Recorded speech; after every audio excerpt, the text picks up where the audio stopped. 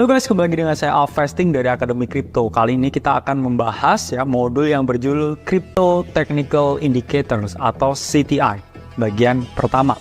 Jadi apa sih sebenarnya Technical Indicators itu? Jadi Technical Indicator itu merupakan suatu tools atau alat yang bisa teman-teman jadikan suatu alat untuk menganalisa pasar.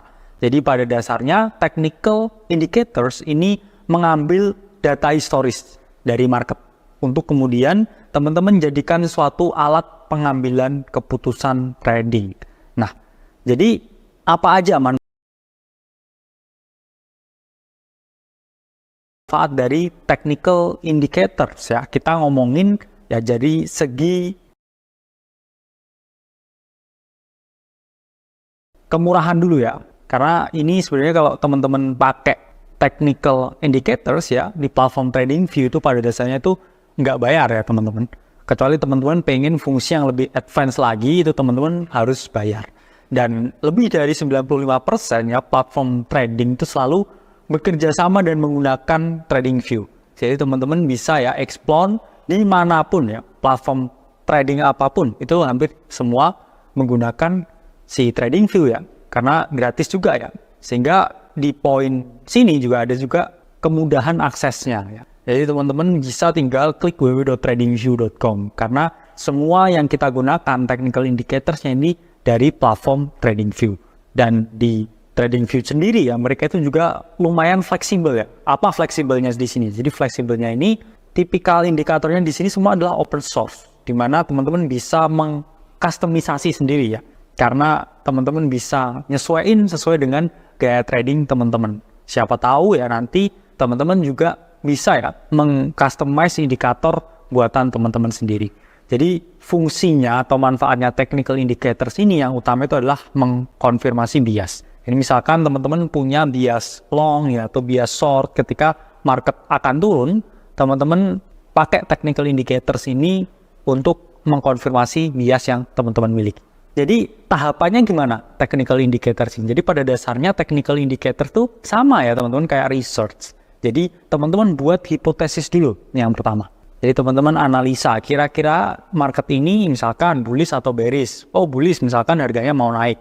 Oh misalkan marketnya bearish ya berarti harganya akan turun. Nah itu kemudian teman-teman kumpulkan data lebih banyak.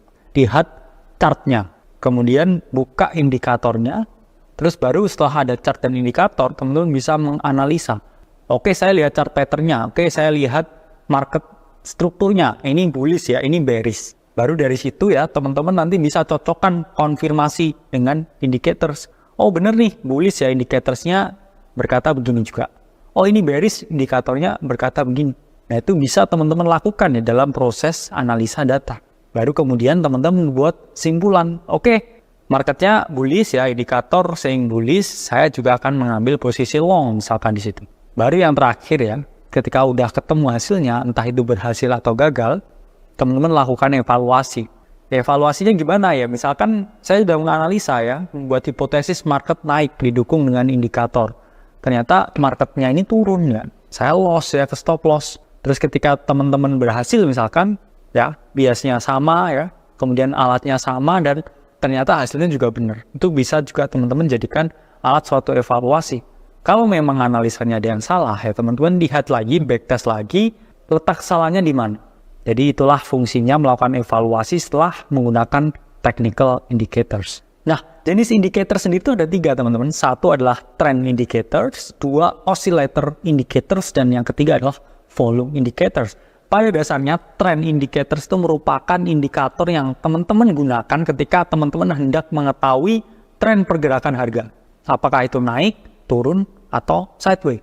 Kemudian osilator ini digunakan ketika teman-teman lihat momentum di market. Apakah market ini jenuh naik atau market ini jenuh turun. Ketika market ini jenuh turun ya ini dia ada di keadaan yang oversold sehingga ada kemungkinan ya market mengalami bounce. Tapi kalau market ini di keadaan yang overbought ya atau ada potensi koreksi ya ini berarti teman-teman bisa mungkin melakukan short sell di sini. Dan yang terakhir di sini adalah volume indicators, yaitu merupakan alat ya yang mengetahui tingkat partisipasi ya dan juga volume perdagangan dari setiap sesi trading. di sini saya ingin membahas ya beberapa kesalahan yang saya bilang mungkin dilakukan ketika teman-teman ini menggunakan technical indicators. Apa aja kesalahannya? Jadi, satu ya, ini teman-teman menggunakan 2 indikator atau lebih dalam satu kategori yang sama. Jadi ketika teman-teman memilih misalkan trend indicators pakai A ya, itu ya udah pakai aja. Jangan ya saya lihat misalkan trend indicators saya pakai EMA ya, sama Bollinger Band misalkan. Nah itu bertentangan ya teman-teman ya, bersilangan. Kadang sulit juga ya nemu titiknya ketika semua indikator tuh sepakat iya gitu. Karena kadang satunya iya, satunya belum. Satunya bullish, satunya bearish. Saya banyak ya menemukan kesalahan teman-teman ini ya pakai moving average ya ditambah super trend ya ditambah Bollinger Band. Itu adalah suatu hal yang kurang tepat. Karena pasti teman-teman bingung ya. Terus kedua ya teman-teman menggunakan terlalu banyak indikator dan kompleks juga. Nah ini menyambung juga ya karena saya tahu banyak meme di sini ya teman-teman. Ini yang pernah menganalisa TA ya, tapi semuanya di trading view-nya tuh full ya, gambar-gambaran indikator-indikator. Itu kurang efektif juga ya, teman-teman. Karena simplicity is key ya. Kesederhanaan itu adalah kunci. Ketika teman-teman udah bisa baca price action dengan bagus, punya strategi trading yang sudah menguasai apa yang kita sampaikan, ini teman-teman sebenarnya nggak perlu terlalu banyak ya punya insight. Karena itu juga akan menjadi hal yang backfire ke teman-teman. Terus yang ketiga, tidak melakukan backtest. Jadi apa yang kami sampaikan di Akademi Crypto udah kita backtest ya. Ya misalkan pakai stokastik ya 533 ya 13 and 21 EMA itu hal yang sudah kita riset dan kita gunakan memang selama bertahun-tahun dengan tingkat akurasi yang bisa teman-teman lihat sendiri. Dan yang terakhir ya, berpikir bahwa indikator itu adalah dewa dan segalanya. Ini kadang ya, teman-teman mikir ya, kalau udah pakai indikatornya, teman-teman udah jago. Apalagi ketika indikatornya yang beli. Karena ada banyak indikator ini yang tipenya ini, bisa ya teman-teman beli 5 juta sebulan, ya 15 juta ya sebulan. Ada ya.